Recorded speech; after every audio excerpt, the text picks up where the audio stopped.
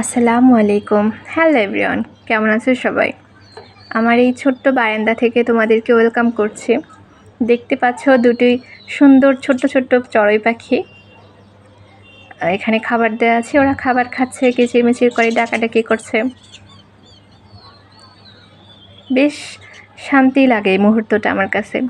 আমি যখন বারান্দায় আসি মনে হয় যে একটু প্রকৃতির মাঝে আছি। আমরা তো সব সময় বাসা বাড়িতে একাই থাকি, বেশিরভাগ সময় মন কেমন যেন অস্থির থাকে। আর যখন এরকম দু একটা প্রাণী আমরা আমাদের হাতের কাছে দেখতে পাই, খুব কাছে ওরা আসে, তখন কেমন জানি খুব আপন মনে হয় যে না, ওরা তো আমার কাছে আসে। যেহেতু শীত শেষ, শীতের যে ফুল গাছটা ছিল ওগুলো তো আস্তে আস্তে মরে গেছে বা মরে যাবে। আমি নতুন করে আবার হয়তো ঈদের পরে গাছ টাছ বেশি করে লাগাবো, কারণ এখন যেহেতু ঈদে আমরা সবাই বাড়িতে টাড়িতে যাব, এখন গাছ রেখে তো লাভ নাই, গাছগুলো মরে যাবে। এই যে আমি আজকে অল্প কিছু সিম তুলেছি, সেটাও ভাবলাম তোমাদের সাথে শেয়ার করি। এই গাছ থেকে 3-4 দিনের মতো মনে হয় সিম তোলা হয়েছে। ছাদেও ছাদে 2টা গাছ আছে, ওখানেও সিম হয়। এর সাথেও শেয়ার করি। এই সময়টায় প্রায় শুনতে পাওয়া যায়, তোমরা আমার ভিডিওতেও হয়তো শুনতে পাচ্ছ, কোকিলের ডাক। এই কোকিলের ডাকটাও কেমন যেন একটা আনমনা ভাব নিয়ে আসে। বারান্দায় আসলে বেশিরভাগ সময় এই কোকিলের ডাক শোনা যায়।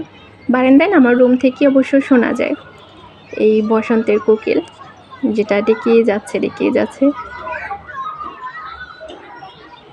এটা আমার কাছে মানে অল্প অল্প হলেও যে কত বড় একটা প্রাপ্তি, এভাবে নিজের হাতে করে খাওয়া।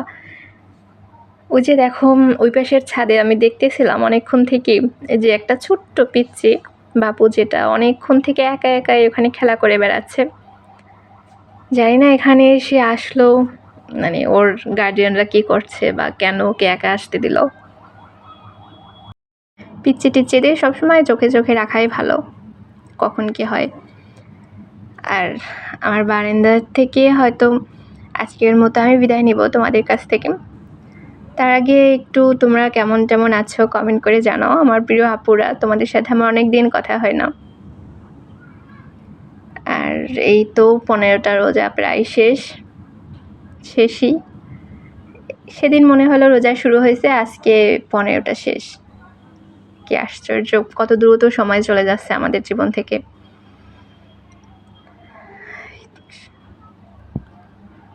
সবাই ভালো থেকো, আমার জন্য দোয়া করো, আমার পরিবারের জন্য দোয়া করো সবাই বেশি বেশি।